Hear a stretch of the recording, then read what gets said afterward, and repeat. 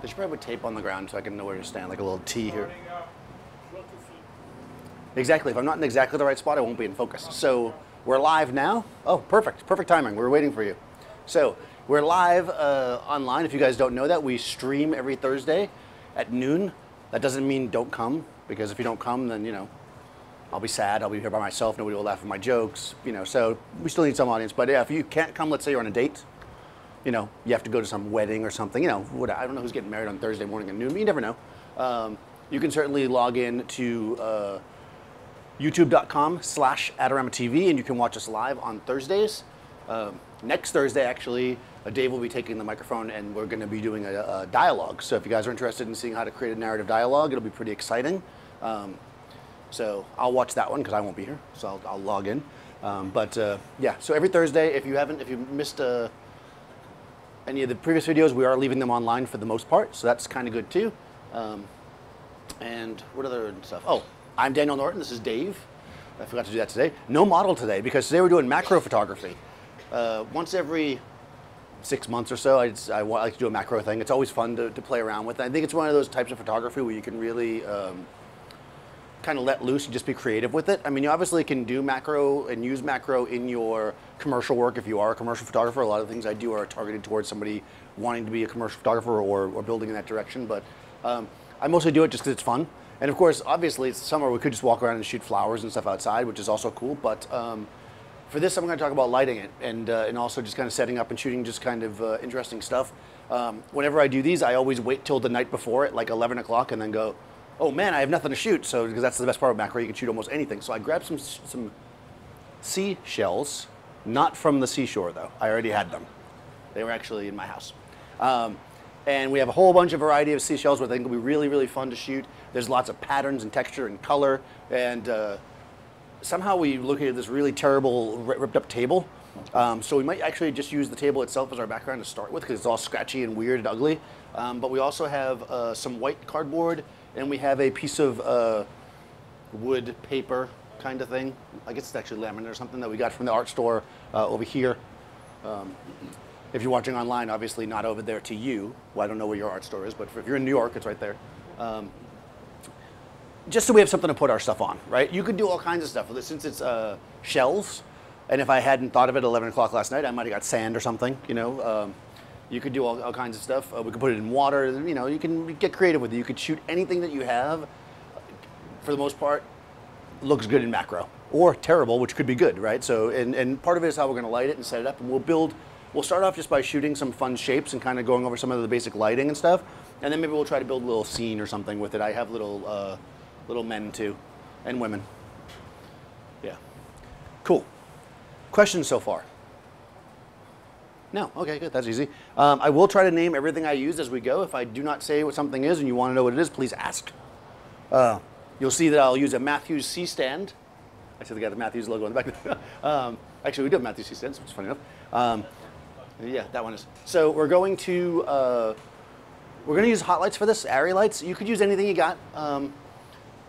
For whatever reason, when I do macro, I like to use hot lights because I feel like a lot of this is really kind of precise moving and kind of getting angles and stuff, and it's nice just to be able to see it. It's just faster for me.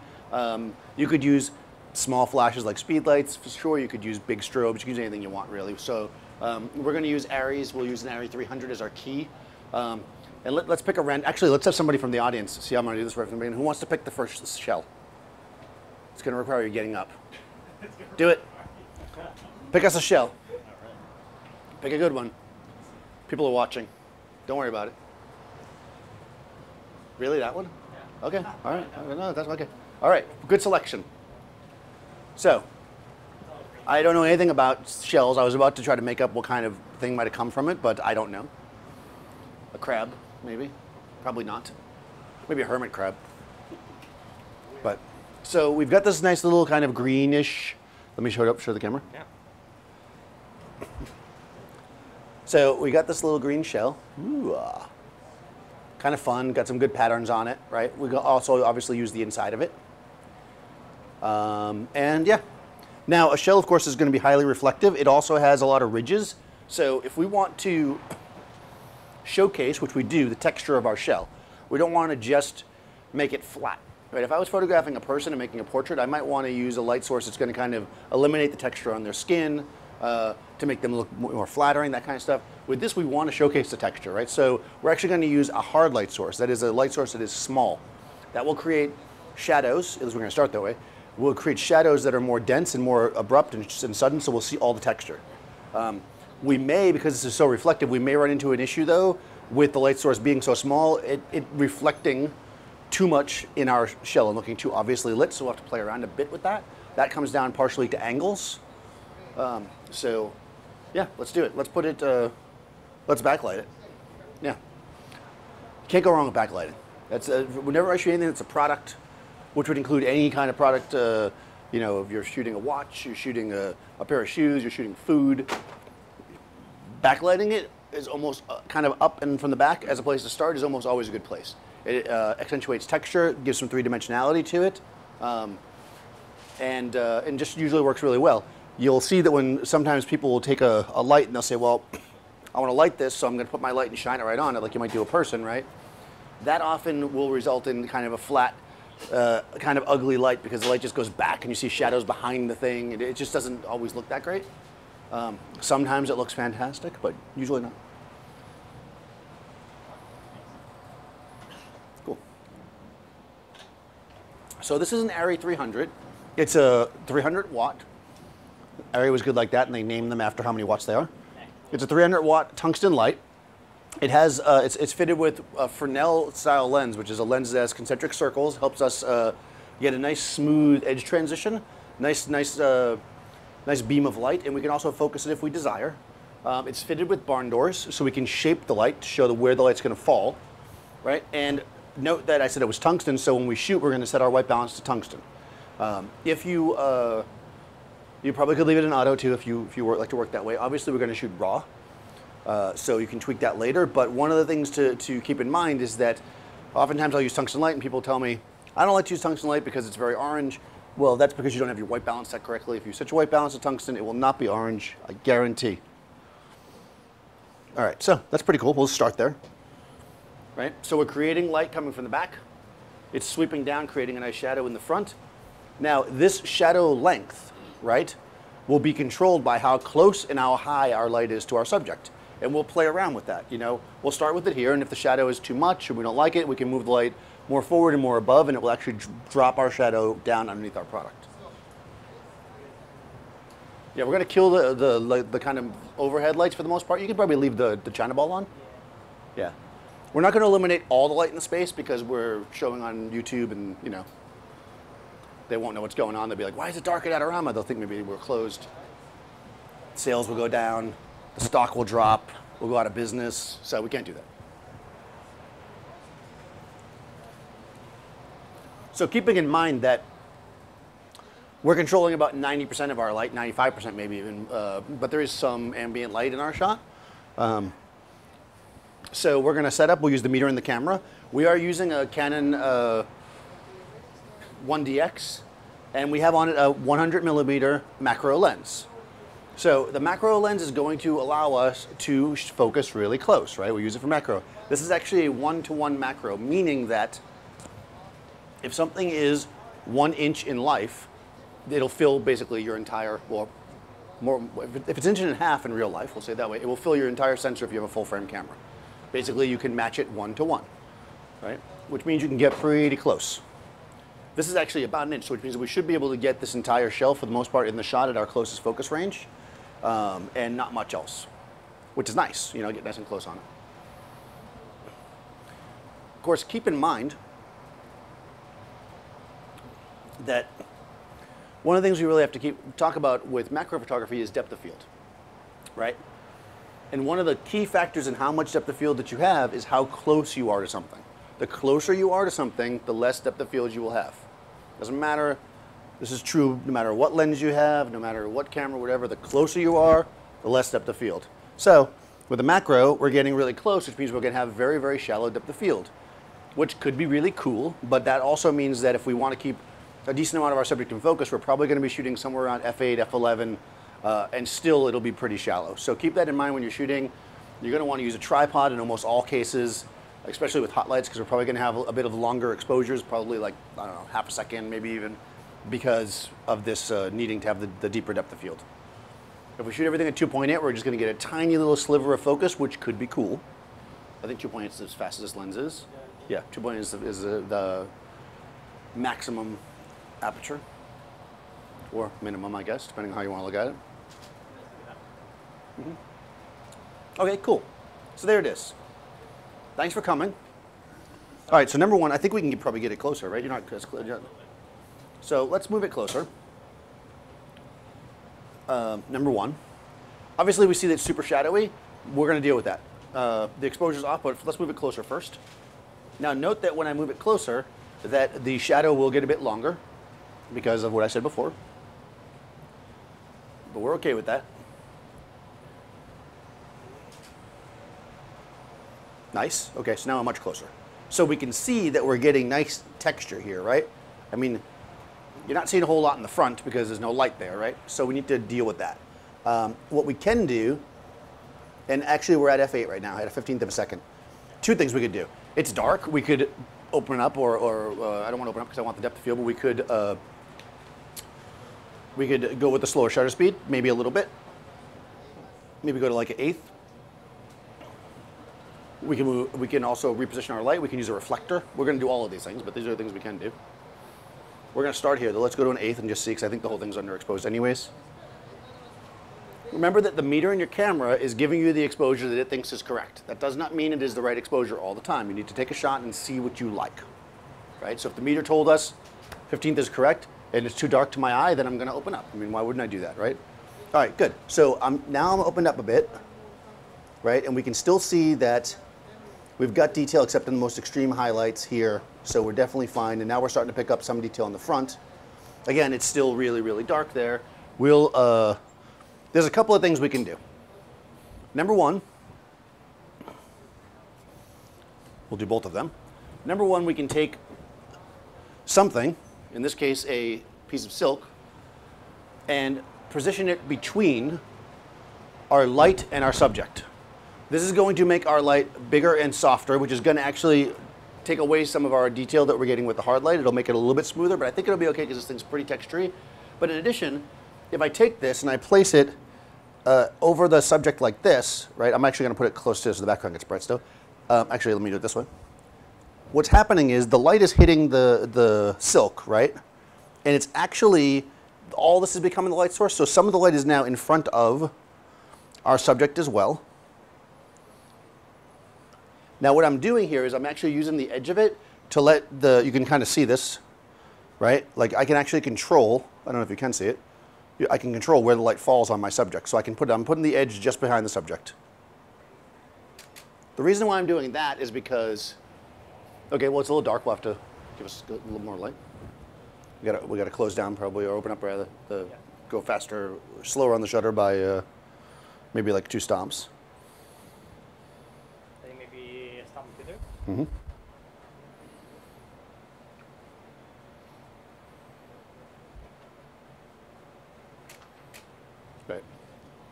Right, so now we're getting light coming across. I just want to check my, yeah, so we're still seeing texture, right?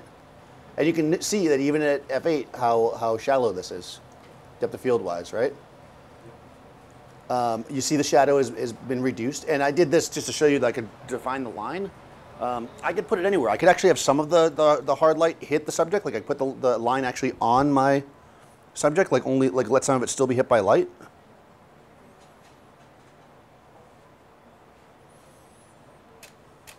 Right? You could do that. I could also put it so that none of it is there, right? I can do like that. Now I think that probably there's no.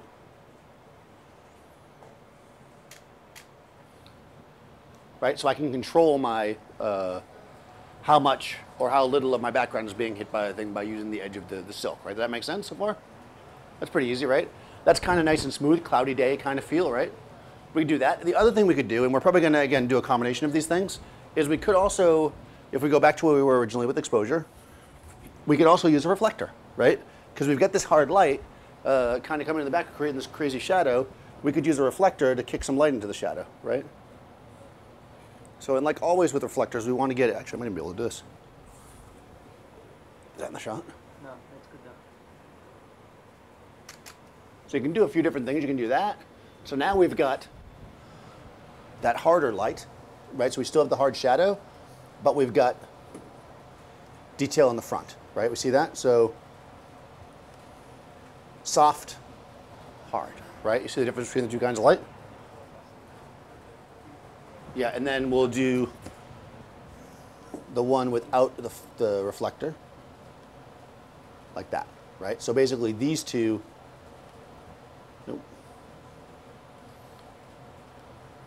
right? So that's literally a reflector. That's the difference there, right? It's giving us, now, you may or may not like that hard shadow. That's kind of becomes more of a personal thing. If you like the hard shadow because you want it to feel like it's the beach or whatever, it's sunny, then you can play around with that and use the reflector to fill in. If you don't like that and you want it to feel a little bit more kind of groovy, then you can go with the with this, right? You could go either way, soft or hard. What do we like? You like soft, okay? I like soft, yeah. Okay. So we have a soft light. It looks pretty good. Let's say we wanted to give it a little bit extra punch though. We could actually add a reflector to the soft, but I would probably use a silver reflector at this point. Right? Do you have the silver reflector, Seth? Why? Why? Do I want to add punch or why use silver? Silver. Well, okay, a couple of reasons. One, because I want you to buy more stuff. All right, so that's number one. No, the reason for silver, I think, is because number one, the amount of light is going to be cut down and it'll bounce back because this thing's covering up all that light. So I may have to put it further away to get in the good light. So I want silver because it gives me more punch. Also, silver is more specular, which means that it's going to bring up our highlights more. It's going to add contrast to the highlights besides just filling it in. So I like a silver for that reason. Yeah. So, and again, we can play with this a bit. Like right now, Dave's actually letting the shadow be a little more frontal. I think maybe a little bit forward. Oh yeah, sorry, something to kick back. Yeah, there you go. Yeah. Yeah, perfect. That's it. Yep, just like that.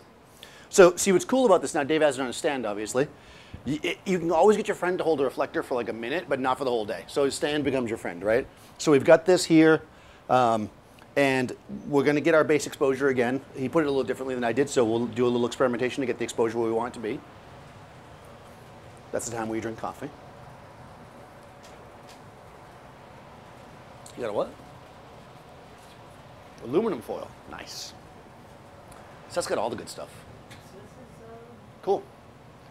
Huh. it's got a little hardness to it still. Yeah. So Dave backed it up a little bit. It's further away than we had it before. You can see the shadow a little bit more. It's actually kind of a good compromise. Yeah, it's the TV. I apologize for the people that are here that the TVs look crazy blue because it does not look blue on the computer screen. Yeah. So I know it's hard to see. That's why you sit in the front, right? You can attest, testify. Very different. Yeah, testify. See that? Can I get a witness? All right. So. See how I feel green, you know? Yeah. Yes, it actually looks correct. Everybody online is probably seeing it good. So everybody should stream right now. Like get your phones out and start watching online so you can see the pictures properly. Okay, so now I'm going to add the silver reflector. Now, I'll say this. I probably say this a lot, but maybe I don't. Whenever I set up shots, I never say never, so probably not never, but 90% of the time, I do not base my exposure off having the reflector in the shot. The reflector is extra, right? So unless I'm doing a special shot where the reflector is my key light, so I want to get everything kind of correct exposure-wise, then I'm going to add the reflector to add either reduce or add contrast. So in this case, I'm adding contrast. And I think that's probably good like that. So this is silver. We also have gold, which can be groovy. Nice, right? That adds a little punch. We could go gold. This might be too much. Do we think it's too much? No, it's a little screen. Yeah, I wish you guys could see the right color. There's no way to fix that, right? Does that TV look correct, or does that one look the same? Okay, yeah, well. Yeah, the gold looks a bit much, which is almost always the case with gold. In fact, follow my Facebook, gold reflectors are too much. Yeah, the gold, yeah. There's that one time every 4 years that you need a gold reflector, so you should have one, but yeah, that's the time you need to use it. There's also white. Maybe we feel like this is too much, right? Maybe we're like, you know what, that's a bit much. Because this is before, right? That's too much, too filled in, too flat, too boring. We could do two different things. We could back the reflector up further and maybe try to control it a little better. Like maybe I'll put it out like that. That might look better. Not seeing it so much.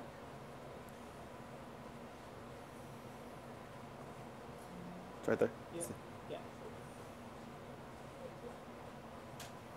Right? So that's, now it's less reflector in there because I'm using the inverse square law, which I use every single day as a requirement.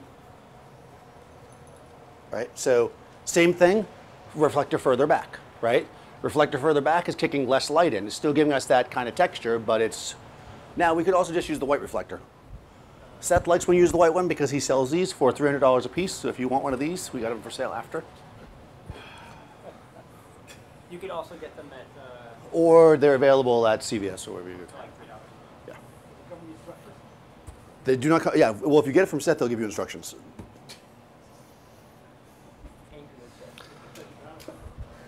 Start giving those out of my class. You should start giving them out. Okay, and then this is the white reflector. So now we got some options, right? We're going to immediately skip over the option of the gold because we hate that. But I'm going to go, that's white and silver further back, which are actually pretty similar. Let's go in closer so we can see. Yeah, so depth of field. Let's actually discuss that for a second. We are at f8, right? And this close to a subject, that's our depth of field. Can you see where it's in focus? Like in this general area? Yep. Right? The rest of the thing is out of focus. That's because depth of field is majorly affected by the distance from subject to camera. Yeah. So let's close down the lens. And again, now we can just do our math, right? If we close down the lens 2 stops, we just go 2 stops faster on our shutter. Or on your ISO, if you really want to. This is the Canon 100mm macro, something AF 75 version 7 special coding, whatever. But that's what it is. It's a 100 macro. It's whatever the newest one is. They like to name their lenses with lots of complicated things. It's a nice lens if you're shooting full frame. They also make a 60mm-ish, maybe 55 macro for the APS cameras. Okay, so that's f16 without the reflector, of course. Still, let's check our depth of field. Yeah, you should probably focus on the front. Well, actually, we're also getting a little bit of blur. So we might want to do a mirror lockup or a timed exposure. Okay. Yeah, it's better. So now we can see that it's more or less, yeah, I think we're pretty much in focus throughout the whole thing. I mean, you can see the focus drops down here. That's at f16. Now, if you are shooting macro and you can't get everything in focus, what do you got to do? Stack. Oh. No. Wow, stack. That's Seth hates you. No, that's a good idea, actually. You could, and I'm not going to teach that because I am not good at Photoshop. You could stack your focus, stack focus, and some cameras even do this, where the Olympus blah blah blah. I don't know the names, but look it up. It does this, where basically I'm stepping on his card. He was getting more and more angry as I was. So basically, some cameras. So go up and buy this camera now. Will actually, you preset it and it takes a series of exposures. It like tweaks the focus a little bit each way and it actually gives you a deeper focus with it. But what I was going to say was back up a little bit, right? I mean, back up a little bit and crop because that will solve your problems, right? I guess I'm more practical than you fancy computer people. But yeah, that's a good idea too. Yeah, but also this lens is a macro lens, which means it probably goes to like f45. So we probably could close down a couple more stops and not have an issue with what's it called at the end of the lens where it gets soft again? Refraction. Yeah. I need to have my cheat sheet of the different words. I just do it. I don't know the words. Yeah, let's do another stop. And maybe like switch to the self-timer too, so we can, because we're getting some shake. What's that? Yeah, if you could.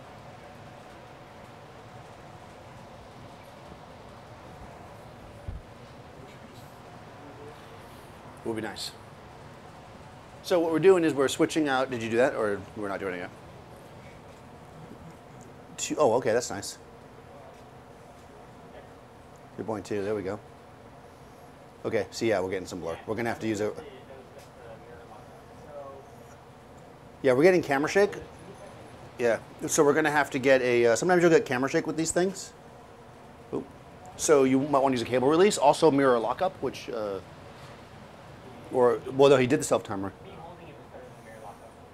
Yeah, with his hand on it, actually was better, so. So there you go. Now note too that things are gonna look softer in general with soft light. Maybe that makes sense, but yeah, right, because it's gonna eliminate a lot of your texture. So if you want something to look sharp, you want to hit it with a hard source. So actually even adding the reflector should make it look sharper because it will have some specularity to it.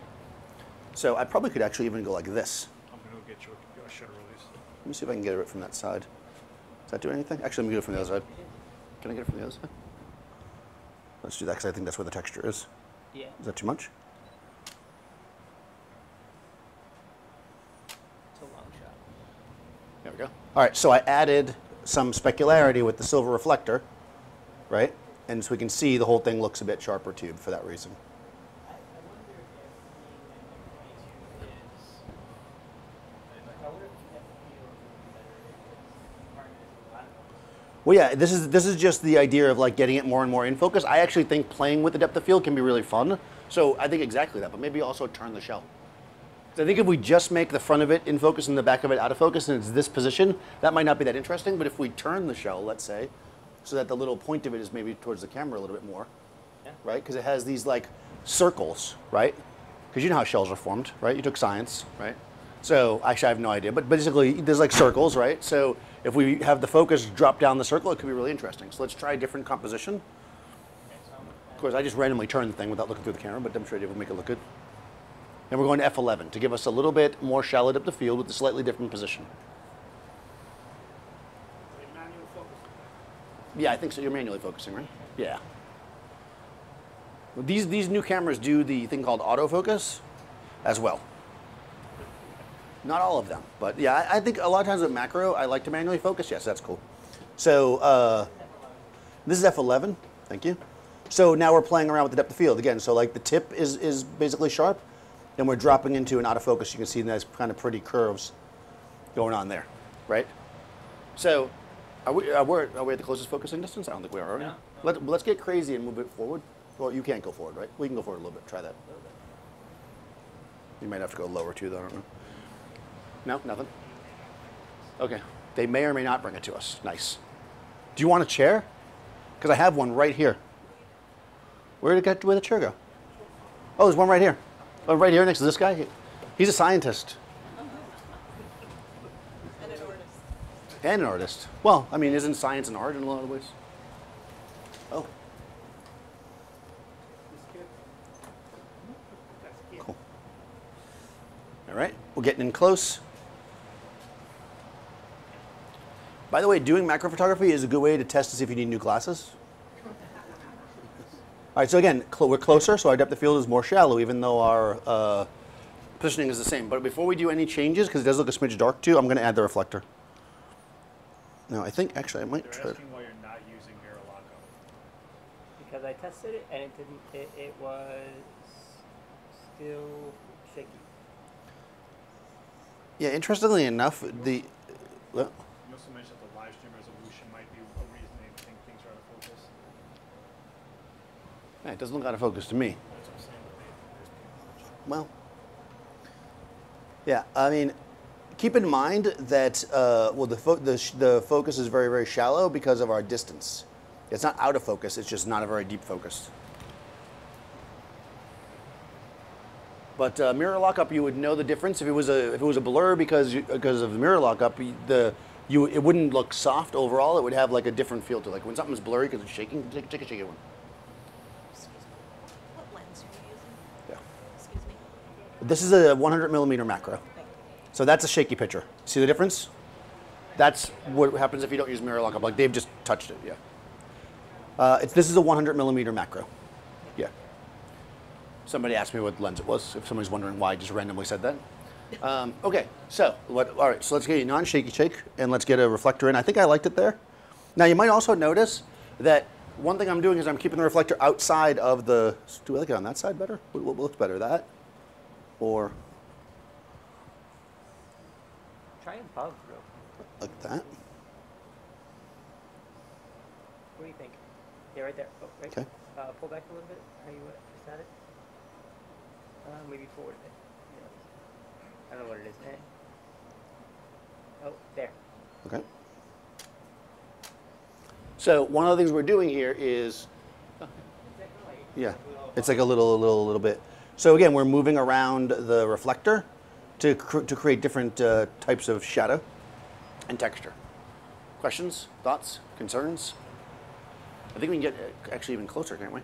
Maybe? Good. Let's get as close as we can get, just because why not? That's what you're here for, right? That's what you came for. Good selection, by the way, with the shell.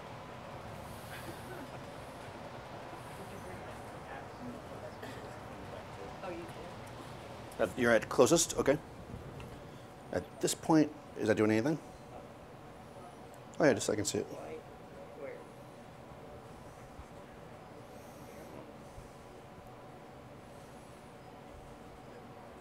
Alright, it is completely filling the frame.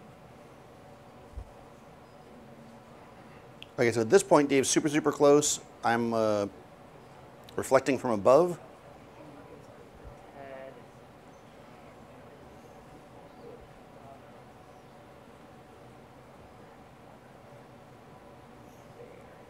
So he's literally got the close focus set, and he's just moving the item back and forth to put it in the right focus spot. Kind of like you used to do with those old Polaroid cameras. You know what I'm talking about? Who knows? The one that Warhol used. Yes, you knew. I know. So, sorry. we're the same. Yeah. Same generation. Yeah. Oh, interesting. Yes, these are Right, we're dark now because lens hood. the lens shade is actually blocking. That's so interesting because it's so close. Yeah. That's okay though. We can just go a little longer on the exposure. There you go. Do we want to? Open up more. Yeah. Yeah. Let's open up more. Where are we at now? 11. F11. Let's go to like a 5.6. Crazy. I know. It's unheard of.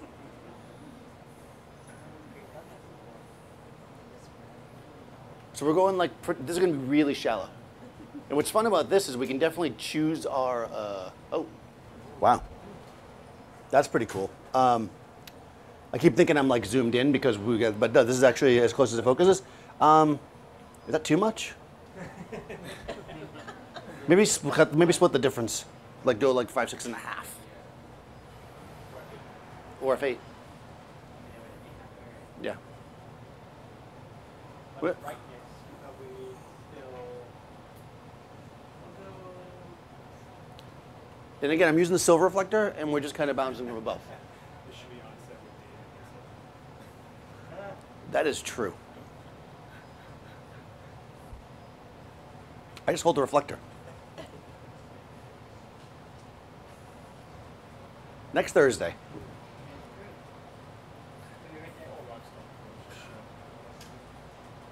Good. All right. All right. So here we are. We're at a f8 at 1 second, right? It's got a relatively shallow depth of field. We're using the kind of the shape of the seashell to create like your eye can kind of roll into it, and yeah, it looks pretty cool. I think. Questions, thoughts, concerns? Yes. That was F8. I know, right? Always be there. F8 and be there. Can you show the reflector? I'm not seeing exactly what it's doing. It's sure without I the know reflector. what Go ahead it's and shoot it with the. supposed to do. I Yeah. just don't see. You don't believe me. I do believe. What if we take one without a reflector and it looks exactly the same? Then I'm going to be embarrassed. All right, good. Phew, thank God. Oh, All right, no reflector. got it. Okay. I believe you now. But actually, though, this is a good point. As you're working, especially with reflectors, move them in and out. Like oftentimes when I have a reflector and it's taking a little bit of time to set up the shot, I'll actually kind of wiggle it so I can make sure that it's actually still doing something because your eye starts to get used to it being there. But yeah, this is without the reflector. Now, obviously it's darker, but it also changes the look of it a little bit. Like we could get this shot properly exposed, like you could basically do like a second and a half or maybe 2 seconds with no reflector, you might like that better. You know, it really depends on what you want to do. The reflector is giving us a little bit of kind of specularity at the top and shape. Other questions about that? Okay. So they're wondering about the self-timer. Because the thing is, like, we tried a shot with mirror lockup at still at right?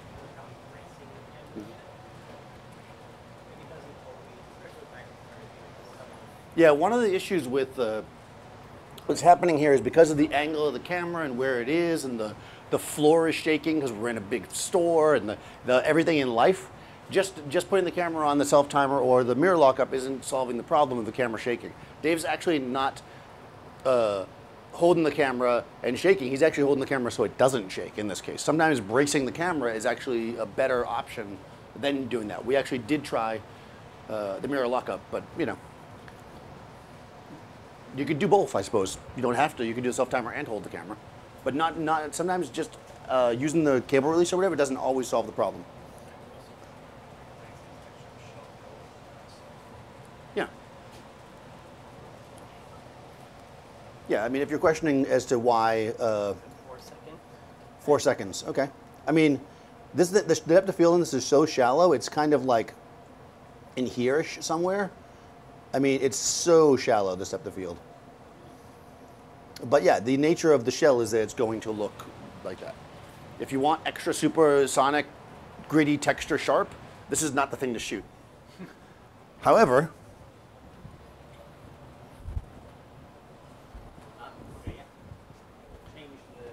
this is, right? This is a piece of, actually I don't know what this is. I'm gonna be honest, it's not poop. I just want to say that right now. It's a lump of coal. Yes, it's lava, yeah. That is, it's lava, yeah, it's lava. When Mount St. Helens erupted, okay, good.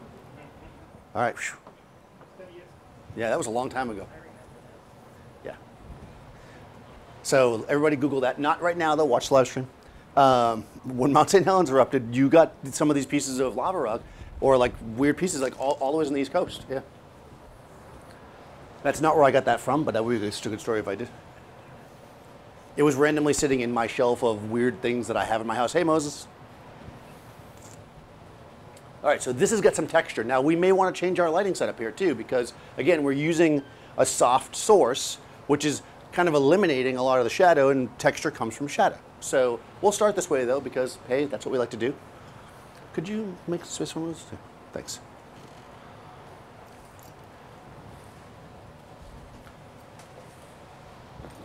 Any questions so far about that? Yes.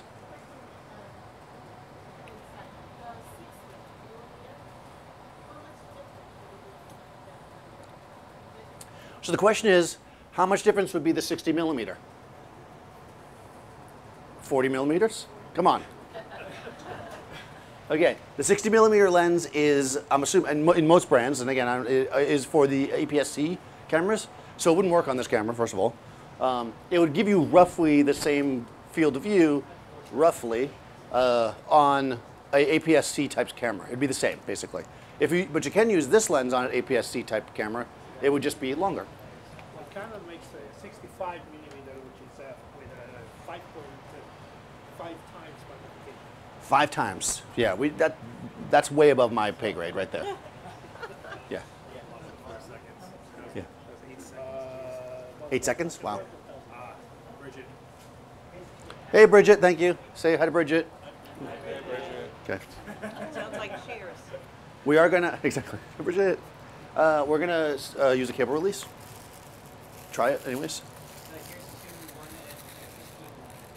Okay, so we've got, oh, this is cool. So we've got F8. We've got 8, 16, I'm sorry, and F8, yep. So, and again, we're gonna bring the reflector in, but we can see here that like, even at F16, I mean, there's like no depth of field. We gotta figure out where you're focused. Okay, that one's shaky. All right, yeah, this one's sharper, there we go. Oh, it was 8 seconds, that's why. Okay, so here we are, and you can start to see some texture here. Go ahead and let's use the cable release just to see. Just because we like to use stuff. Yeah, it goes on the side. We're gonna try to use the cable release, see if that helps. I'm sorry? I thought it was 8 F8. One of them is F8 and the other one's 8 seconds, just to confuse you. Oh, 8 seconds. Okay. Yes. This one is, no, 2 seconds at F8, and this one is 8 seconds at F16. Yeah, it should go into... No, side. So there. Is a 3-pin. Indeed. Does that say for the 1D? Doesn't say X2? anything on Let me see. Oh, this is for the 80. it. Yeah. 1DX. Not the right one. Okay. Ah, Give me a- okay, not the right cable release, so we're not gonna use that. In any case, let's switch over to, this is also in that part of the shadow. Yeah.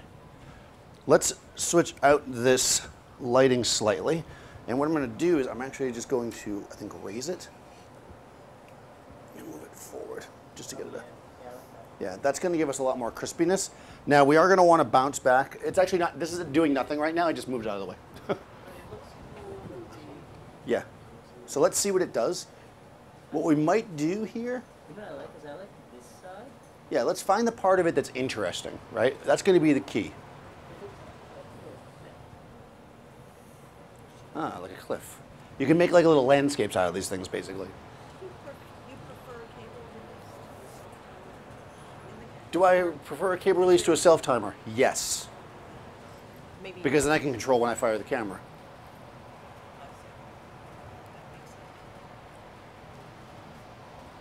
A self-timer is what you use when you do the family reunion, and you got to put the camera there, and then you press the button, and you run back to it. That's what you use a self-timer.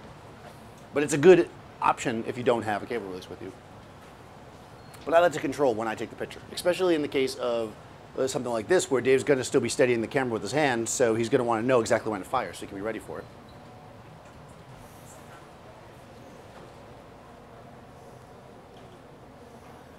Cool. All right. So this has got some more texture, some more grit.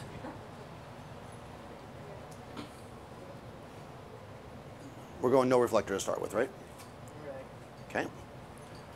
No reflector. Gotta see what we get. Gotta see what you get. It's good to kind of work a little bit through the shots every time to see what looks best for each thing. Doesn't take that long to kind of, hey, let me shoot one without the reflector, one with the reflector, see what I like better, silver, you know. And the more is it, if you're setting up to do a whole bunch of these shots, let's say, in your kitchen, you know, you can have like little reflectors just sitting next to you and you just bring them up. And what I'll actually do, if you do a lot of this stuff, you can buy from Seth these boards and you can cut them into smaller shapes and make little kind of T-shapes with them so they'll stand on their own. And then you can put like aluminum foil on one or whatever, black wrap on another one, and you can move them in and use them as on table. Cool. Nice. All right, so now we've got this kind of like really close shot. And again, we're not using the reflector yet. I feel like I might want to bring it a little bit, but letting this blow out. I mean, it kind of feels like end of the day, like this is the sun coming down. Oh, actually, we could probably do that. I'm gonna do that actually. Reminds me of a fudge brownie. It reminds you of a brownie. Okay. Oh, look, there's even a little shell on there. How did that happen? Right? Boom. Right. So you know, boom. So now, You change the lighting of yeah, we have a point of interest. Actually, let's see if we can just fill in a little bit with this. Yeah.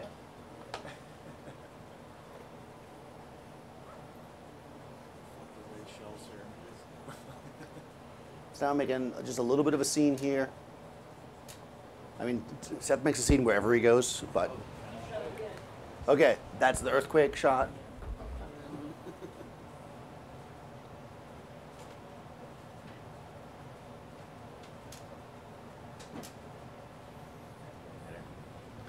Right, cool. So we've got the shell there. You know, the fill kind of brings in, so we get this detail down here. Here we go without the fill. You know, nice and simple. Brings it up. We've got texture now, and again, with the hard light, we're going to see this texture, everything's going to feel sharper if that's what you go for. What's the aperture? I think we're at f8 now. Okay, so f8 at 1.3. Oh, so that's Yep. That is correct. I mean, I don't know if it's right, but it's correct. So what it is. I kind of want to, I feel like this feels like kind of the end of the day, not the end of days, but the end of the day. So I kind of want to put a something warm in the background, like a gel, which I always want something that we don't have out, of course. Can you grab the gels? Thanks, Seth. Isn't Seth awesome? When's your next demo, Seth? I have to plug Seth. Monday. Monday at 6. Be here for Seth's demo. It's going to be awesome. He's going to pop and he's going to blur. At the same time? Yes, at the same time. Oh, that's nice. I like that. Oh, yeah. Boom. Thank you. So I want to do something with the gels. Now, I don't want to just warm up the whole light because that would just make it warm. I think I want to try to just warm up the light that's in that one part. So I think we might be able to. Oh wow, the background is just orange. It Too almost much? makes me think use the blue for that. Oh, As a background. It's kind of cool. just use it as a background? Cool. Yeah, But not get it on the. yeah. Yeah. Okay. You're right there. All right, so here I am, right? This is my life. I've done this for many years now. I get to sit here and hold the gel in the background. There we go. Right. So, what did we do? We put the gel there, right? But if you can see, I don't know if can you switch it so we can see the wide shot or whatever again? If I go like this, everything's blue, right? I'm holding it so it's basically a background, making sure it's not penetrating my shot. I mean, I probably could get it on a little bit. Let's see if it just gets. What does that do? It's probably gonna be too dark, but let's just try that. It starts getting dark, yeah. Well, let's just try it. Well, actually, Just so the they can see the really difference. deep blue. It almost looks like it's the water now. Yeah. Hold on. I think my focus is Well, this should be interesting because I'm surely not holding this steady. Wow, that shell is really tiny. It is.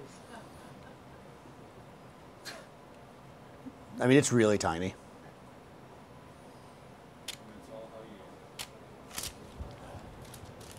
There we go, right? So now we've got this, a very aquarium feel, right? So again, just mixing up, we can try different colors. Let's say you want it to be on the moon. Well, not the moon, really. Moon and No, the moon's probably the same color.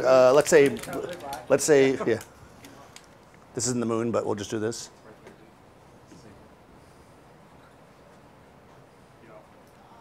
What is that?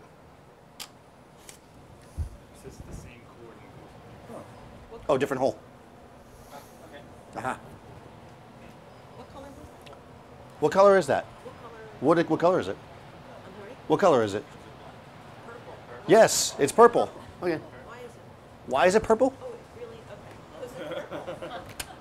It is blocking all the other colors. Yes. I thought this was a philosophy.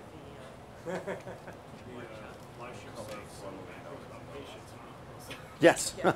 Exactly. Let's So try this. there's a lot of things. Oh yeah, what is this? Oh, let's try cable release. Let's see. Oh, we don't have the color though. Nice. When you were putting the filter on the. That looks were you nice, leaning- yes. Were you leaning on the table? Would that cause shake or? I was trying not to shake. Okay. I drink a lot of coffee. I'm just gonna put that out there. Too. I enough coffee today already. But hold on, I was looking for something that would seem like So you space. want to do an Oh no, no, no, no, no. Mars. Okay. That does not look like Mars. Isn't Mars like the red planet? Yeah, but this is like too. No, that's. Well, that's not so bad. Yeah. Through the camera, it looks too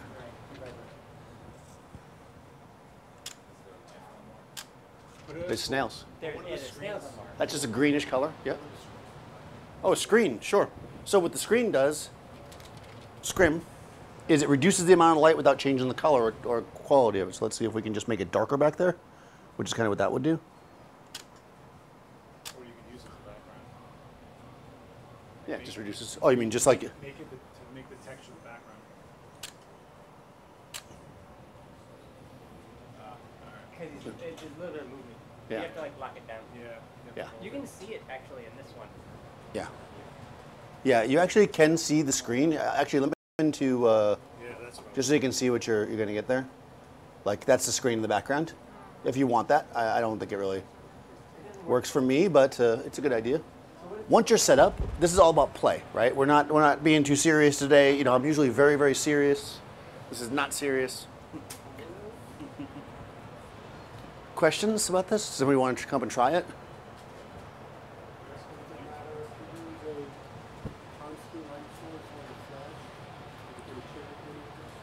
Okay, so does it matter if I use a constant light source or a flash?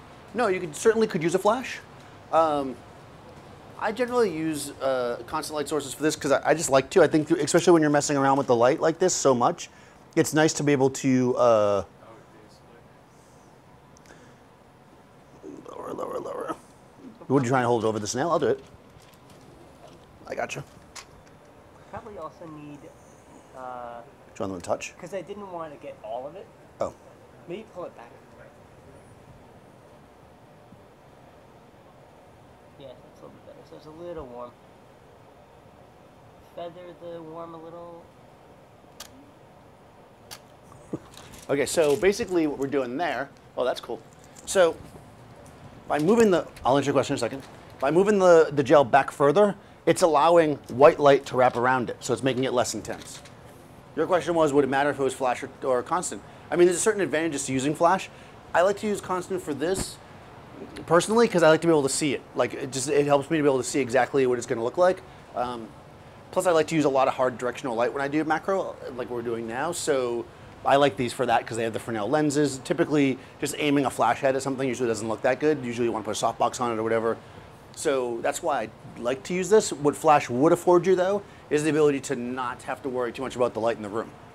You know, like we're somewhat concerned about any light that's in the store. Like normally we turned off a lot of lights that we normally have on. That was pretty cool. Because we don't want that to infiltrate and affect our shot. So sure, if you have flash, you could use a speed light. You could use a big studio strobe. You could even use daylight. I mean, the concept is pretty much the same. If you have beautiful light coming through a window and you can control it somehow, then you could use that. You know, so you certainly can. The idea here is to play. So now what we've got going on here is blue gel being held in the background, essentially acting as our background, right? Orange gel. So the blue gel is, I don't think is that a full B? It's some kind, it's probably a full TCB. Orange gel, which is actually a CTO gel, is being used Dave kind of held it, I wasn't really watching, but he was held it up here somewhere, so it's lighting and kind of getting warmth on our snail friend here and also the rocks. But not here, so you can see the differentiation.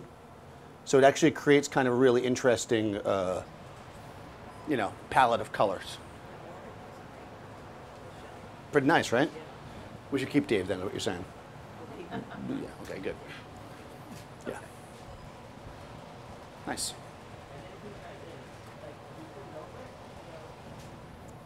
Yeah, and you can also do a partial exposure, right? So basically Dave had it over for a part of the exposure and then pulled it away for another part of the exposure. That's useful if you don't have different levels of gel. Obviously you could have, that's a full TTO, we could have a half or a quarter or whatever to make it less orange, but if you only had the full, hold it over for less of the time, right? So that's just a little bit of math there.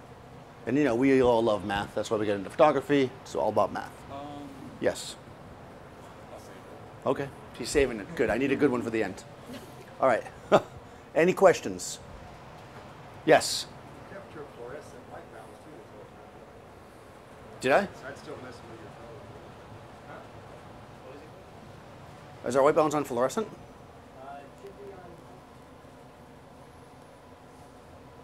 Tungsten. Yeah, well, because I'm using tungsten lights. Right? So this is one of the reasons why it's a good idea to set your white balance to the source that you're using. I said at the very beginning, if you really felt like using auto white balance, you probably could. Well, that was true in the beginning, but now, if we were using auto white balance and we're doing all these funky things, it might actually change our color, which we don't want, right? So if you balance your light to be correct before you start adding any of these colored gels, you'll have much more consistent results. That's a good question. So right now Dave's using the silk, which we used before, as a scrim. He's using it as a reflector. Would you use tungsten with it? Would you just use tungsten for any artificial light source that would, flash, strobe, whatever? So the question is, would I use the tungsten white balance if I was using flash? No, I would use flash white balance for flash. Yes, I know, it's exciting. It looks like a lightning bolt. Flash is basically daylight. It's around 6,000 Kelvin. So as far as the color spectrum goes, it's a little bit on the cooler side. Tungsten is 3200 Kelvin, which is on the warmer side as far as we always see colors. So it's more orange. So flash, it would be this, right, on the scale. Tungsten would be this, right? So if I was using flash and I set my camera to tungsten, my image would look like this because it would be the wrong exposure. Oh, he can actually change it. If you click, you can see. Yeah. Yeah. The screen might be easier to see it. Yeah. You see a little lightning bolt? Yeah. You can swap that. Kind of looks like a lightning bolt here. Not so much like a lightning bolt. It depends. The camera, it usually looks like a lightning bolt on your camera. But yeah, you want to set your white balance to the source you're using. So if I'm using a window, daylight. If I'm using flash, flash. If I'm using tungsten, tungsten. The only one you never use, fluorescent. Don't ever use that. I don't know why they even have that on there. Somebody is going to hate that I just said that. You can never make a statement like that. Actually, they usually have like 17 different fluorescents on the camera now. It's like, and the reason why they do is because no fluorescents are consistent. If I'm shooting in fluorescent lighting, I usually use the Kelvin and I switch it. Yeah. You do like green LED. Yeah, right, because they're just not the same. If you go into some buildings, they have cool fluorescents and there's warm fluorescents. So if you're shooting under fluorescent light, for some reason that's not professional fluorescent lights, then use the K, which is a Kelvin scale, and then just dial it until it looks right. Yeah, exactly. Seth will talk all about that. He's going to spend 2 hours on that in his lesson on Monday, so come for that. Okay, questions? Nothing. We can do another quick one, I think, before we break. Should we do another shell, or should we do, let's do a little person. Okay. I have little people. You want to do a little portrait? Yeah, we're going to make a portrait. Which one should we use? So you want to use this? Let's use the girl, because. All right, the harlot. Yeah. I don't know if that's politically correct. All right. All right. We have a little woman, not the play, Little Women. Right. Might have to get lower. Eh? Can you get lower than that? Or I can raise her. Okay. Cool. Yeah, all right. So we got this little tiny woman, and we're going to make a portrait of her. This is useful if you ever shoot really, really tiny people. You may do it. You never know. There's a whole market opening up. Well, it's a small world after. Exactly. Nice. What? Doesn't look good? Get lower? Oh, take the hood off, yeah. Well, or I could just raise her. Let me put her on a box. Be easier. Essentially. Here. Oh, you got something? Well, I got this.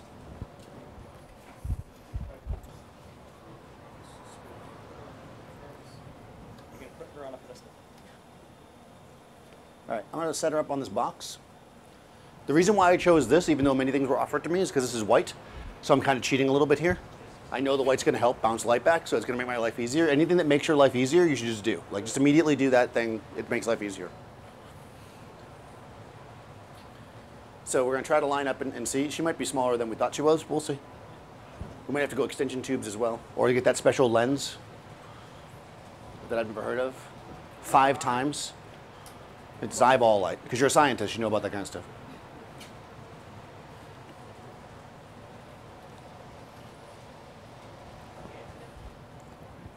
Okay, yeah, 3/4 is good. Well, yeah, it's not gonna be a headshot. If she wants a headshot, you know, she's gonna have to go somewhere else. We can't deal with that. She does have a little bit of straight hair.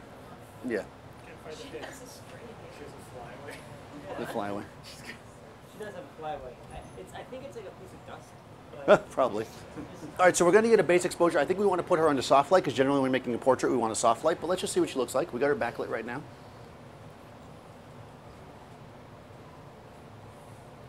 So again, like before, Dave's got his focus pretty much set, and then he's going to actually move the subject. At a certain point, it's just easier to do that. You just slide it back and forth. Like that Polaroid camera. What's that? Oh, it's going to be crazy shallow. People love shallow stuff. It's like shooting with the 1.2. Yeah, there she is. Cool. Oh, hold on. Is she like a vampire or something? She looks pretty... She looks more like mean than I thought she was going to look. She's pretty intense. Put a quarter next to her to show the size. I thought you meant because she was a prostitute. Are you recording? You're recording? We're live streaming at that. 600,000 people. So. Well, listen, she that's what she is. Enjoy that. That's actually. Does anybody go? This is. I'm doing this as a preparation for the Renaissance Fair, right? That's happening this weekend. Yeah. I don't know. Hold on. We'll put it. Hold the turkey leg. What do you want to do? Yeah, it won't fit. Okay. I'll put it over $1 here. bill behind her as a backdrop. $1. She'll be like, no, the dollar. Yeah, you're blocking the light. Okay. I'm not gonna worry about it. You'll have to believe me that it's small. There we go. So now I got that a little lower too.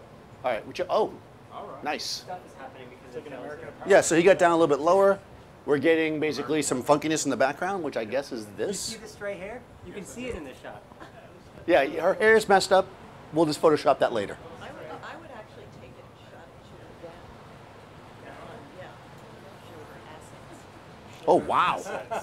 Wow. I'm not even gonna say that. We're live. My mother is watching this. Okay. So let's get a little background going. Is that behind her? It's funky. It's bumpy? Funky.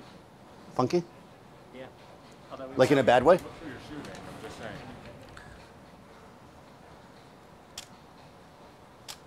It's all about assets. That's okay. That did nothing. So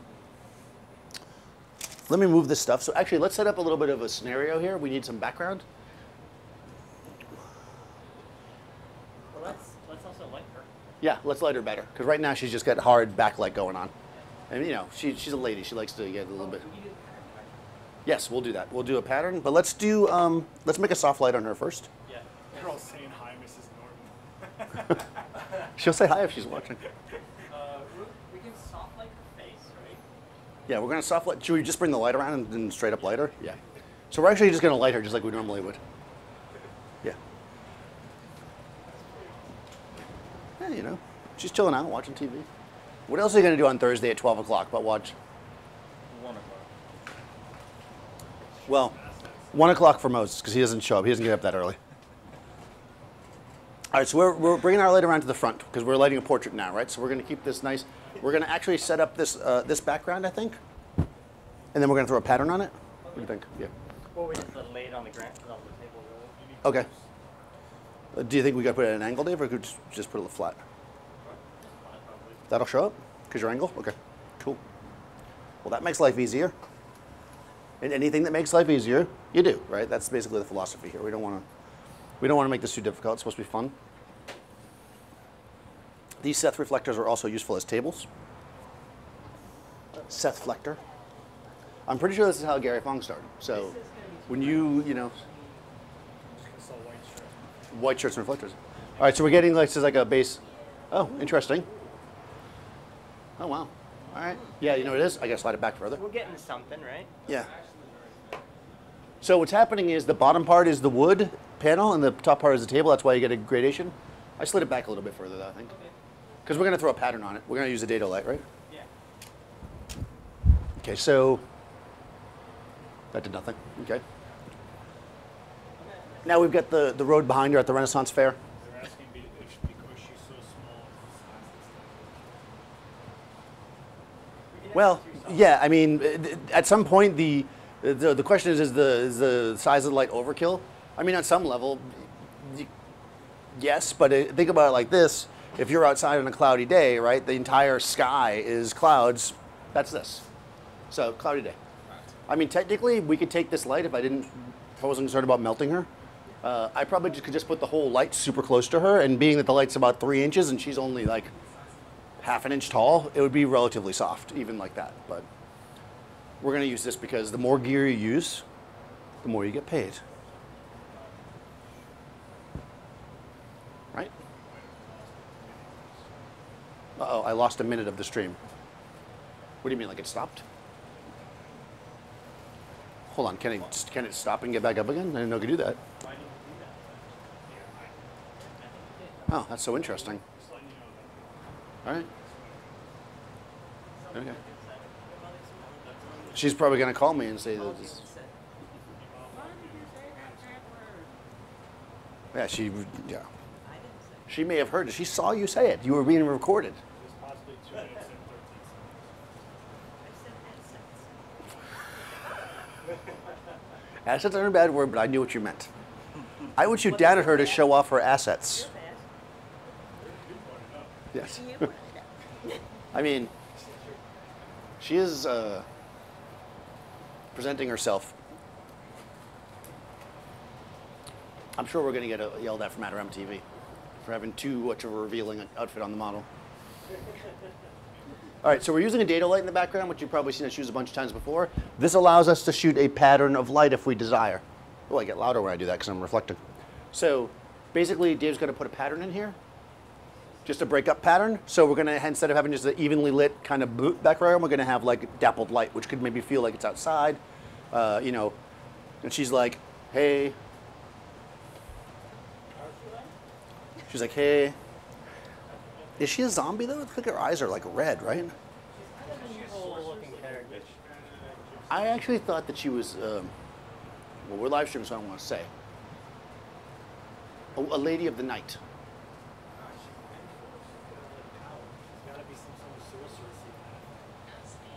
I don't know. Maybe she has many careers. That's true. It's like not like she can't be all of that. A Jane of all true. How's that? You mean move it? I don't know what the pattern is. Okay, I'll move it and you can. Okay, I'm just gonna rotate. Is it back here? It's probably too shallow depth of field for you to see. Oh, okay.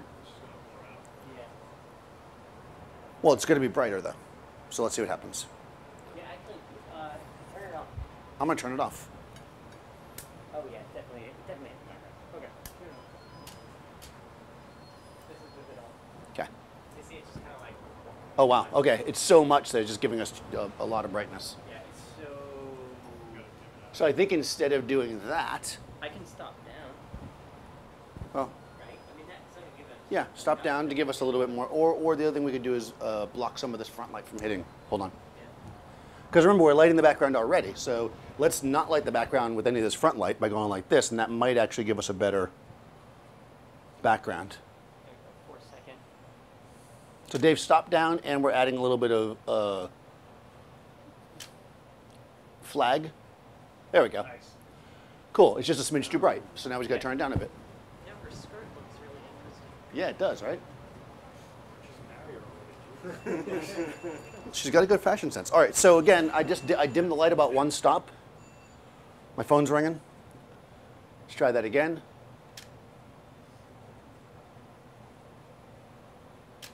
Wow. What was that, 8 seconds? It's 4. You need to drop it down even more, I think, right? Yeah. Maybe a little bit. Not too much. It's kind of interesting. It is. You know what I wouldn't mind doing as well? And gelling it. Yeah, could gel it. Like reddish. Oh, there we go. All right. Now we're getting this like kind of dappled light behind her, right? And then you could do whatever. You could add things back there if you want to have some like three-dimensionality. We could add, I don't know, something that would be appropriate, like maybe this iced coffee. You know, because why wouldn't there be an iced coffee back there, right? I don't see that at all. Really? Oh yeah, maybe. It is so blurry back here. Yeah, I'm sure. I got polka dot balloons here. I can pull them out. Polka dot balloons? Okay, that's going to be in the next session. If you guys want to see polka, I usually use my saw box. yeah. There's the And again, obviously that's nothing, right? What? You have an idea? Yeah, no, what is that? Oh yeah. What is this? This is a flag. Yeah, I think Adorama does so. Sure. This is a flag. It's actually, I think, a 18 by 24 maybe flag. What a flag is basically it stops all light penetration. So this will block all light coming through it. So by putting it there, I'm getting no light through it at all. It's made out of duvetine, which you can also buy in rolls if you just want to do your own stuff. And it's also fireproof. That does not mean it won't melt, but it will not light on fire. So if you put it against your light, it will melt, but it will not light on fire, so it's safe like that. Oh, polka dots. So, but we use them when we want to block light, basically. I could also just do a black background by putting it back there, right? It'll go black. Let's just do a black background and see what that looks like, because I feel like it. That's a really long exposure. By the way, if you were using a flash, there you go, black, right? If you were using the flash, you wouldn't. You could shoot at 250th of a second or something. That's going to be too bright. I think set under the flag in there. Oh, actually, that looks pretty good. Oh, that's pretty nice, actually. Change the, Yeah, change the little polka dotties. The only thing I don't like is I can still see the back of the table a bit. So I'm going to go back like this, see what that does.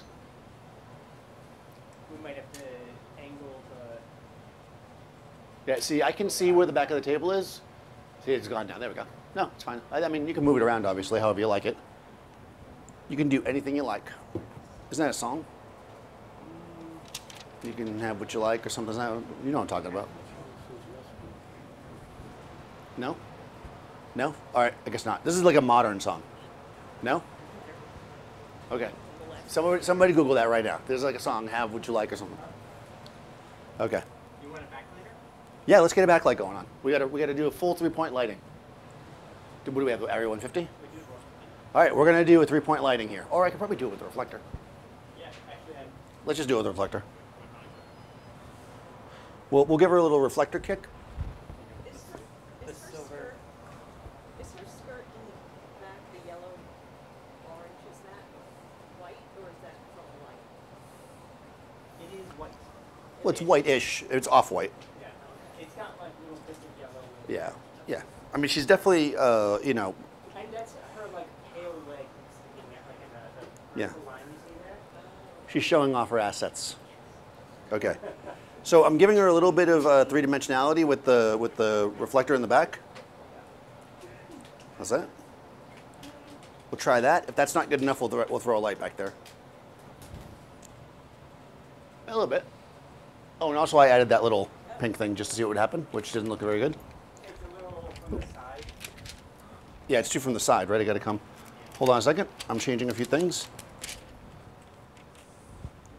Oh, yeah. Yeah, all right. I'm gonna come over here instead. How's that? Is that gonna be in the shot? That's my only fear is it's in the shot. No. Okay. Can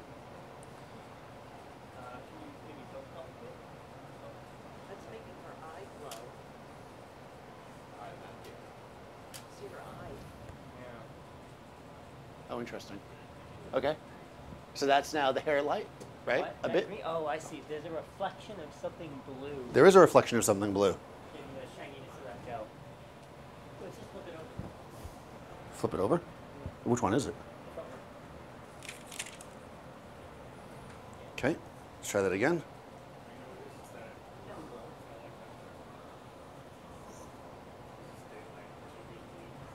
Maybe.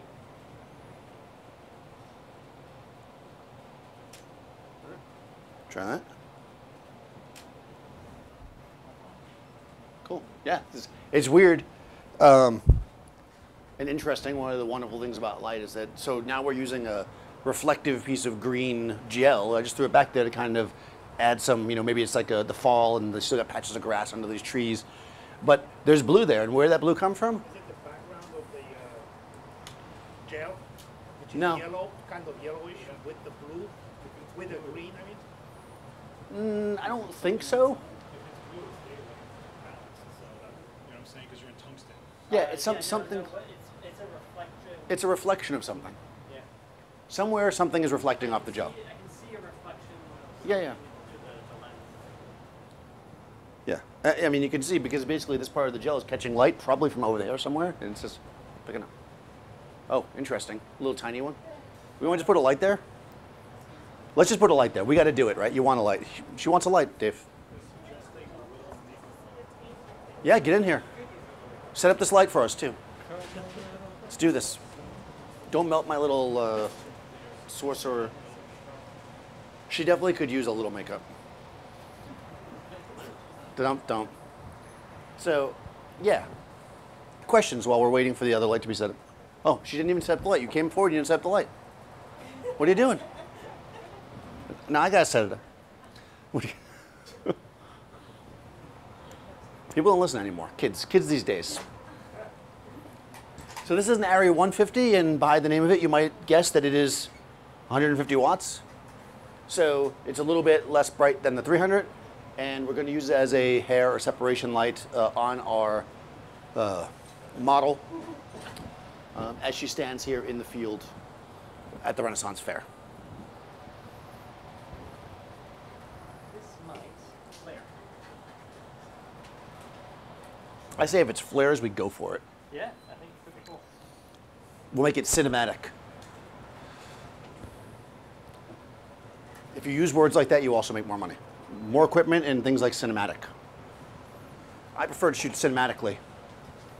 Cinematically, is that? No, I can't do it right. I like to shoot cinematic aesthetic. Ah, cinematic aesthetic. That's even more money. Moses just, boom, that's how he gets the... Double. All right, so we're gonna blast the model with a little bit of hair light. So instead of the reflector, this is now a light.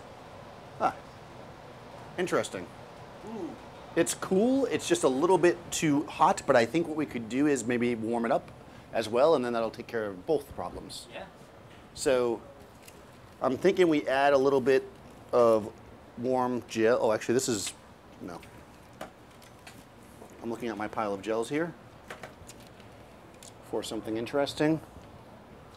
These all look like they are Urban Vapor or something, or Urban, well, one of them's Urban Vapor and the other one is the other Urban. There's a lot of Urban gels here, and she doesn't look very urban. So now I'm just gonna hold this one in front of it. I'll just hold it. Let's just try that. I'm just gonna warm her up a bit because I'm in the background.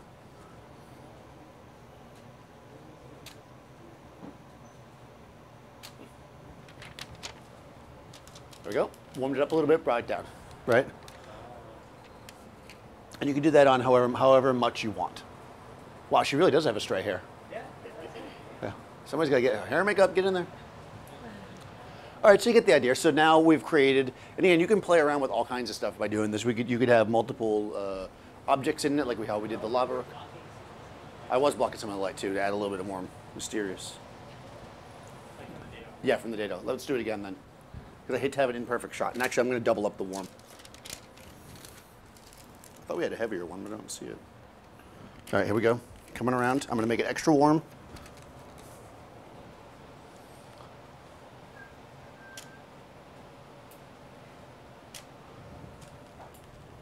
There we go. All right. Good. That's even better. So it's even lighter. It's a little bit warm. And we got our background back because of the me not standing in front of it because, hey, that's what I do. So there's also a little pool of water back there, which we created somehow,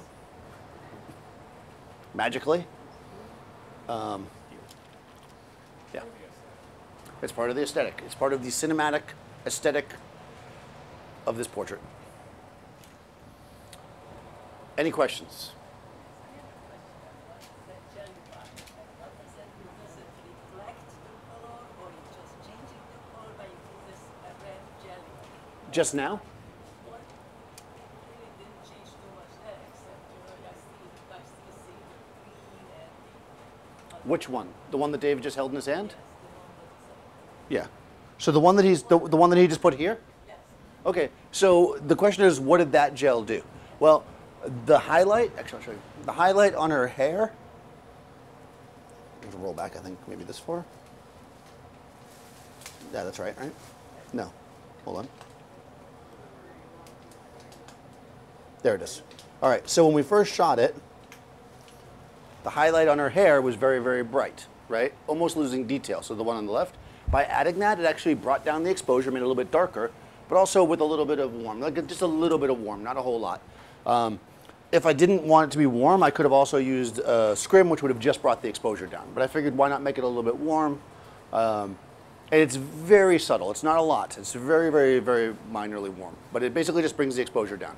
Okay, so if you put the red jelly on it, makes it Then it would be red, sure. But what happens if you put a blue jelly? What happens? Well, then it would get cooler. Yeah.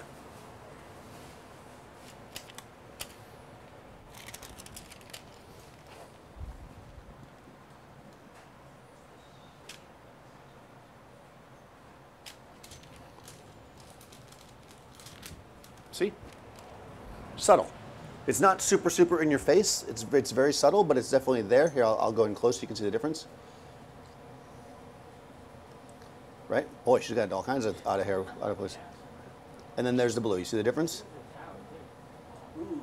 Yeah. Yeah. Somebody got hair and makeup. Yeah, she's got like a hair and makeup. She made that. Her name is Swiffer. She has hair. What is she made? A Swiffer? What is she made of? Is that what you said? Plastic, I think. Wow. All right. That's why Okay. it doesn't work. Yeah. Yeah. Okay. Listen. All right. So, any questions before we wrap? Did that make sense? You see the difference? You don't see it. Okay. Just pretend like you do. It doesn't really. No. Sometimes when you do stuff, it's not so in your face. It's more subtle, and that's why we did it that way. But you could, I mean, if you wanted to be really orange, you could have added a much more heavy orange as well. Okay. Other questions? Yes. If you don't have an assistant and you want to play around with all this stuff, you can just walk around, I guess, with a cable release. Yeah, I mean, it's just you're asking, what do you do if you don't have an assistant and somebody calls you? That's a phone call on my wrist.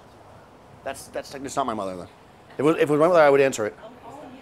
And by the way, we heard when Mark Wallace came and did his thing, and then his mother called him while he was live streaming. So no, she's watching. She knows I'm doing this. She's not going to call me.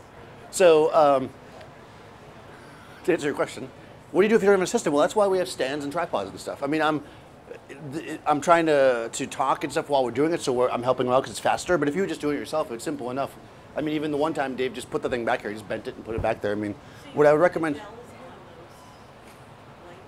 Yeah, I mean, you could just, if you have a gel, what I would recommend is clamp. If you have speed lights and stuff, you can use a Yeah, you know, rubber band or right. tape. Here's a clamp, right? I know, right? So the lesson there is this lighting department's over there. Buy a lot of these things. No, but basically, yeah, you use little clamps. You buy some of these special Seth boards. You cut them and make them little holders with it. It's simple enough, but yeah, you build an experiment. A lot of times, especially if you're shooting small stuff, having like little mirrors and stuff can be super interesting, and like little tools to play around like that. Anything, because think about your scale. I mean, really, I could have taken the lid off my coffee cup and used it as a reflector because it's bigger than she is. I mean, I could have put it in there and put it right close. My coffee's still pretty drunk, so yeah, the quarter could have come in and been a silver reflector because it's all scale, right? We probably could do that actually. Can I get that? I don't know. I don't think I can do it. Shut the lights off again. Yeah, I'm curious if I can actually do it or not. You might want to. Because I might be in the shot. It'll be hard to see it. Maybe it? Take it out? Yeah, it's out. I'm just not sure which light I'm bouncing. Up there. You're in the shot, but All right, let's just see. and then take it out. Okay. Oh, I took it out. Take it out while. Yeah. All right. So there he is. Yeah. I took it. Well, at the very end, I did. Hopefully that looks different. If not, just pretend like it does. Yeah. See?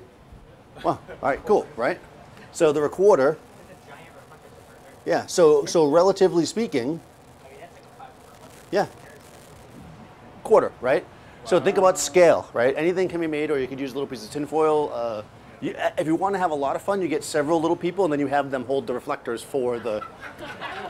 You know. This is what we do in the winter when there's nothing to do. You know, you gotta. Yeah. So you can definitely do that. They'll hold the stuff. They don't cost. You know, they don't charge you by the day. Well, you just gotta. Yeah, exactly. You can talk to them. Yeah. You have little people all over the place. You know, you can definitely do that. Lego people are good because they have like hands. Yes. So. You could add animals. Yeah, animals would also be something you could use. But yeah, super fun, and you can definitely play around with this. Other questions before we wrap? What is the difference of using a macro lens versus like an adapted macro? Like, how they sell the adapted Like extension tubes? Okay, that's a good question. So, a couple of things. And I'm not the most technical person in the world, but I will tell you just generally. Macro lens is designed obviously for close focus. So number one, with the macro lens, you don't have to add anything. So that's like just on the surface benefit. But also macro lenses are designed to have a really, really flat field of focus, right? They're very sharp edge to edge because they're designed for this kind of stuff. So when you're using them really close, you're going to end up with more kind of evenness as far as your super close focus. That's one benefit, right? Having a extension tube allows you to not have to buy an extra lens, which is nice, especially if you don't do it a lot. Extension tubes simply just allow you to focus closer. You do lose your infinity focus with extension tubes though, so you got to put them on only when you're shooting. A lot of times I'll use an extension tube not necessarily for macro, but for when I'm doing like a portrait with the lens that just doesn't focus close enough. Like if I want to use like a 135, but as close as I can get is this much on you, but I want your head, I'll put an extension tube on just to get closer. You can stack them though for macro. You do lose light, but you know, that's the nature of that kind of thing. Stack an extension tube on the back. You can. Now, as far as extension tubes go, they do give compatibility when you buy them as to what lenses they work with. A lot of times they'll fit on any lens, but they don't necessarily work with every lens, meaning that you'll lose some of the electronics and stuff, which nowadays with digital cameras is pretty important in a lot of cases. So you might want to look into make sure it's compatible with your camera. Otherwise, it won't have the ability to control the aperture and stuff like that, which you're going to want. So if you buy like an old lens, like let's say an old like Nikon 105, you know, macro from like the 80s, that's all manual, you could get an adapter and put that on any camera and whatever. Yeah, so then you could put it on anything. But if you took this lens and put it on a camera with a macro and it wasn't, extension tube and it wasn't compatible, you would lose all your electronic control, which means you'd lose your aperture. So you just look, I mean, they have a little pamphlet that comes with it. They tell you what's compatible. The third option, which is the cheapest and probably the least good, at least quality, is the close-up filters, which are basically just little magnifying glasses you screw on the front of your lens. Those are also good if you don't really need it to be perfect. The imperfection of it can actually be kind of interesting, right? The other thing you can do is make your own extension tube. Again, if you're just messing around, anything that moves the lens further away from the camera will give you macro capability. That's all an extension tube really does. You could take a toilet paper tube, not with a Canon, but with a Nikon, I think, because the hole's small enough, or a cup, and you could basically put it on the thing and stick it there and it'll work, you know. You'll have to focus probably by going in and out. I mean, it depends on the lenses you have. And there's also lens adapters that do that. So there's all kinds of ways you can do it that it might be less expensive. Rent is a good way to do it if you get a project that's like a job, let's say. Like if I was just doing it for fun, I might just buy an extension tube if I do it once in a while. If I'm gonna, or even a close-up filter. If I was doing it for a job, I'd use a proper lens. Yeah. You can also reverse the lens. They make adapters that flip the lens around, which gives it a macro. Those give you really good macro, right? Really close macro. So some of them do, because it depends on your lens, obviously. Yeah. Yeah, it can just screw up your lens. I mean, so you don't want dust inside your lens, so you kind of don't want to have the back end of your lens exposed to things. But again, it works. All those things will work. One of the things though that makes it unique, like I could take a camera that was like 6,000 gazillion megapixels, like this camera, I don't know what it is, but you know, and I could shoot really far away and then just come in and show your eyeball.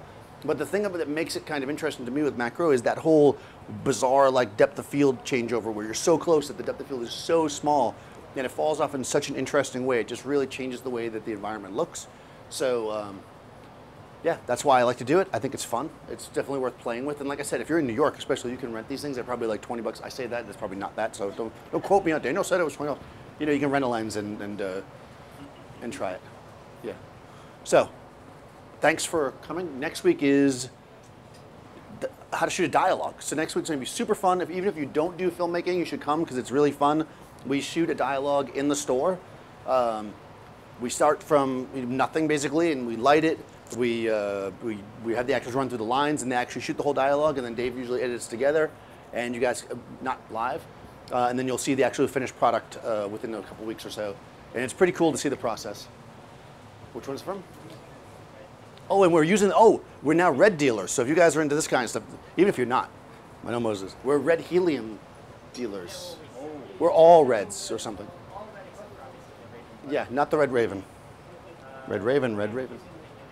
We're going to be using the red helium, which is kind of cool. If you don't know what that is, you should come just because it's awesome. Y'all should check it out. Yeah, it's really, really fun. So that's super cool. The week after that is an open shoot, which means bring your camera, bring a memory card, bring a lens. We'll have models, we'll have lighting. You guys can shoot. It's a good place to network with each other. So sign up for all that stuff, Adorama.com/events. There's a critique on the 22nd. If you'd like to be critiqued by, I guess, me and also Seth. And maybe somebody else. You can go to Adorama.com/events, look for that event on the 22nd. It'll tell you how to sign up for it. And what else? Seth has an event on the 14th. Pop and blur. Right? Am I covering all the events? I'm making all the announcements. Okay, cool. So thanks for watching, guys. I'll see you next week, I guess.